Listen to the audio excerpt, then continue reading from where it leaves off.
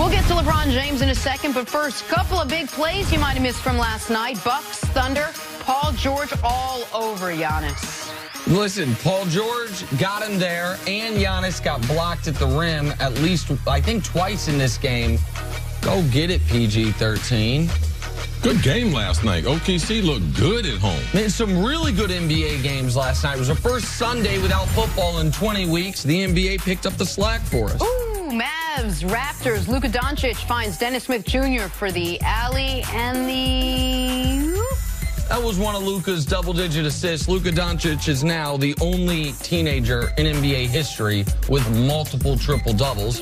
And DSJ trying to get his name off the trade block after a little disappointed start to the season. Yeah, very good news for Mavs fans there. Dennis Smith Jr. playing well. Lakers and Suns. Devin Booker drives to the basket, gets fouled. Somehow, though, gets it to drop. Ooh. I hope one day the NBA fans get a chance to see Devin Booker playing for a winner. Now, you talking about a shot maker, someone can score the ball. He's like Klay Thompson who can dribble. I'll tell you this. The Suns, as inept as they've been, him plus DeAndre Ayton, who's been overshined by Luka, but's been really good, and they're going to have another top-5 pick. You'd imagine they might actually have found their way into a core. All right, more from this game. Rajon Rondo, a lot of minutes last night, pulls off the Michael Jordan-like aerial stunt right there. He's got those huge hands now. That's what he's legendary for, besides a mean disposition. I thought when he took off, I was like, is Rondo trying to dunk this? But no, this is more Rondo's speed right there. When he took off, I thought he was D. Brown. Then he turned back into Rondo. Man, that would have been a bad loss for the Lakers to the Suns. It's good they have Rondo back. Speaking of them. Speaking of them, LeBron remains sidelined with that groin injury, the first substantial injury of his career. He's been out over a month already, but reportedly still having a big impact on the organization. There is a growing belief that LeBron's camp is not happy with head coach Luke Walton. Lakers are 26-24 with the 9th place record in the conference. Nick, is Luke Walton the right fit for LeBron and the Lakers? I do not know, and nobody knows. Anybody that claims to have the strongest of opinions on this, I believe, is misleading themselves. We have not seen this team at full strength, but for a dozen games all year, we have not seen Luke Walton coach a team with real expectations aside from the interim stint with the Warriors in the 73-win season ever. And you can make, I think I could be the prosecutor or the defense on this argument. If I wanted to get rid of Luke Walton, I would talk about the lack of growth of the players. I would talk about the stagnation of guys that we thought were blue chippers, and I would talk about the lack of what I think is creativity on some sidelines, out of bounds, and after timeouts plays where the best coaches can really make their money. And if I were defending him, I'd say, okay, how many guys in the league would do well when their best player's out a month, when he's never been hurt, when Rondo's been hurt twice this year, when a guy got suspended early in Ingram, Lonzo is dinged, Kuzma's playing with a bad hip. Like, what do you want? This team was in 4th place, beating the Warriors when LeBron got hurt. So I just think the jury is not even, it hasn't even gone to the jury yet. It's not even that they're still out. We need more time. This is Luke Walton's first major season as a head coach with real expectations, and there are parts of it that I've been impressed by and parts of it that have been concerning. But I also don't buy that LeBron is trying to push him out. This was said on a podcast by someone who doesn't cover the Lakers. Jackie McMullen's an excellent reporter, but she's more East Coast centric. If Brian Windhorst or Zach Lowe or Woj or Shams or one of the many Lakers reporters wrote this, then I would take it with more than a grain of salt that I'm taking it right now. Well, there were questions about Luke Walton, and ultimately we know, regardless of what's going on in the NBA, LeBron, besides the Warriors, LeBron's going to get blamed for it. So before LeBron even got there, there were question marks about Luke Walton that were fair. And they would have been fair to any NBA coach. One of the things when you don't have a chance to win a championship and you have lottery picks on your roster, one of the things in way in judging a coach beside what do they do, dead ball, timeout, situations like that, what do they do, is are their younger players developing? Yeah. Now, one of the issues that I believe is worth discussing is when the players don't develop, we always blame the coach. You know why? Because we don't like to blame the players. But the players are more at fault with lack of development than the coaches are.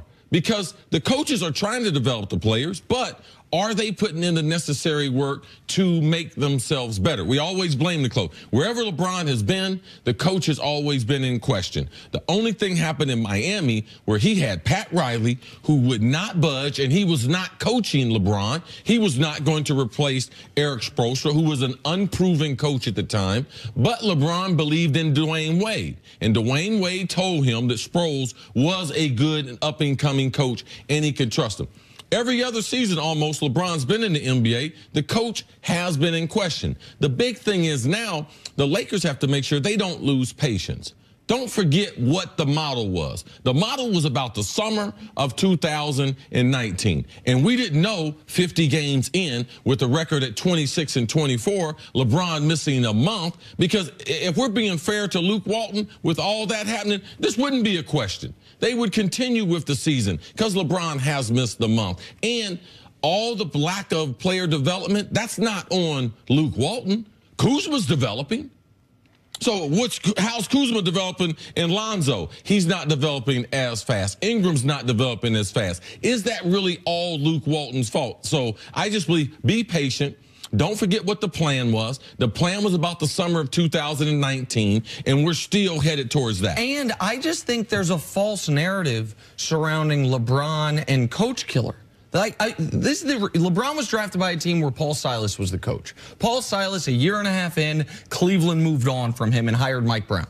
Mike Brown was the coach the rest of LeBron's time there. Then he went to Miami. Spo was the coach the entire time there. Then he went to Cleveland, where they had hired David Blatt to deal with a young, not championship anywhere close team, and LeBron signs with them.